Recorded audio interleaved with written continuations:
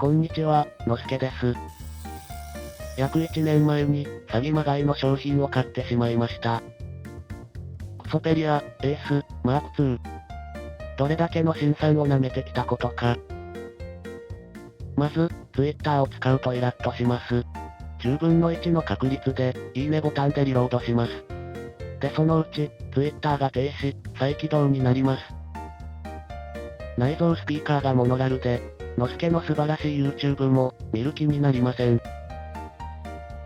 お財布携帯の動作がラグラグなので、特に、改札で流れを止めたりすると、後ろの人の視線でハートブレイクです。カメラはちょっと暗いところだと、ノイズマクリング。Twitter の投稿は飯テロしかできません。助けてー、ちょうだい。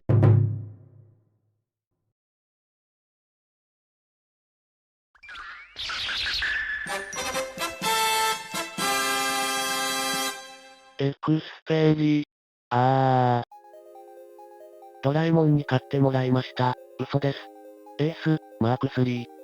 YouTube で評判が評々だったので、買ってみました。色はオレンジ、金運が上がることを願っています。カメラのレンズは一つのようです。手に取ってすぐ分かったのは、なんかザラザラしてる。これは研磨するしかないですね。嘘です。意外と気持ち良いザラザラなので、このまま使います。スペックを比較すると、こんな感じ。マーク2はドコモだけ、だったのに対して、大手3キャリアで取り扱いがあります。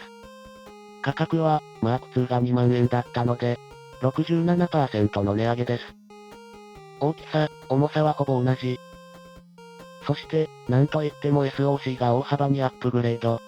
メディアテックとかいうわけわからん SOC から、メディアテックとかいうわけわからん SOC から、メディアテックとかいうわけわからん SOC から、スナップドラゴンのサイレンカバンにアップグレード。これだけで購入する価値があります。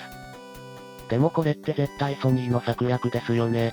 ガラケー終了なおじいさん、おばあさんに対して、安いけど、性能が日光の手前なスマホを提供。ソニーのネームバリューも手伝って、おじいさんはエースマーク2を購入しました。スマホを使い慣れてラグが気になりだした頃に、ちょっと高いけど、性能そこそこの後継機が出る。購入したおじいさんはサクサク具合に大感動。おばあさんは山西ばかりに、という大戦略。フォージャーさんもびっくりの情報戦、つまり、のすけはソニーに騙されてる。ということで、性能を比較してみました。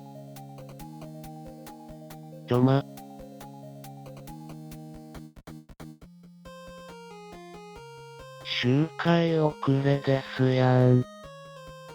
シングルコアで、3倍の性能差とか、どんだけうんこちゃんだったんでしょうか。お次はサンデーマークです。ダイハツもびっくりのカクカクしかじか。動画の性能差は、5倍もありました。こんなクソスマホで我慢していたなんて。のすけ氏は、マジでド M なんですね。お次は写真です。どっちがマーク3でしょうか？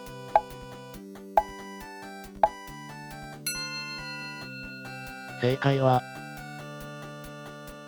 これは好みによりますが、マーク2はコントラストが弱め、マーク3はコントラストが強めの設定になっています。つまり、マーク2は飯テロ専用機で、マーク3は大都会岡山ということです。最後は暗がりでの動画撮影です。これはもう、一目瞭然ですね。マーク3は F 値が 0.2 小さくなったので、夜間での撮影が大幅に改善しています。エクスペリアエースのマーク2とマーク3を比較してみました。マーク3は価格の上昇以上に進化。元へ、やっと普通のスマホになったと思います。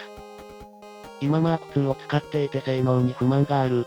もしくはド M ちゃんからジョブチェンジしたい方に、買い替えをおすすめできるスマホだと思います。